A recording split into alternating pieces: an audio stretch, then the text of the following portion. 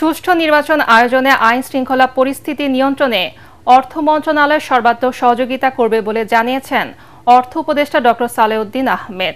সচিবালয়ে জাতীয় পেনশন কর্তৃপক্ষের ইউ পেনশন অ্যাপের উদ্বোধন অনুষ্ঠানে তিনি কথা বলেন। অর্থ উপদেষ্টা বলেন, নির্বাচনে যাতে কালো টাকার ব্যবহার না হয় সে বিষয়ে লক্ষ্য রাখা হবে। কোনো দল রাজনৈতিক বক্তব্য দিলে নির্বাচন বন্ধ হয়ে যাবার সুযোগ নেই বলে মন্তব্য করেছেন অর্থ উপদেষ্টা। রিপোর্ট করছেন ইয়াসিন রানা। সচিবালয়ে জাতীয় পেনশন কর্তৃপক্ষের ইউ পেনশন অ্যাপের উদ্বোধন করেন অর্থ উপদেষ্টা ডক্টর সালেউদ্দিন আহমেদ। অ্যাপের মাধ্যমে সর্বজনীন পেনশন স্কিম পরিচালনার নানা সুবিধার কথা তুলে ধরেন বক্তারা।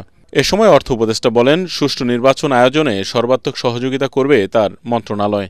ভালো হবে, আমরা সাপোর্ট দিচ্ছি অর্থ মন্ত্রণালয়কে, ল অ্যান্ড অর্ডারের জন্য যা যা লাগে নানা রকম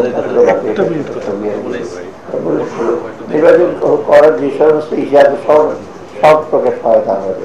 নির্বাচনে কালো টাকার ব্যবহার বন্ধে রাজনৈতিক দলগুলোকে সচেতনতার আহ্বান জানান অর্থ উপদেষ্টা সালেউদ্দিন আহমেদ।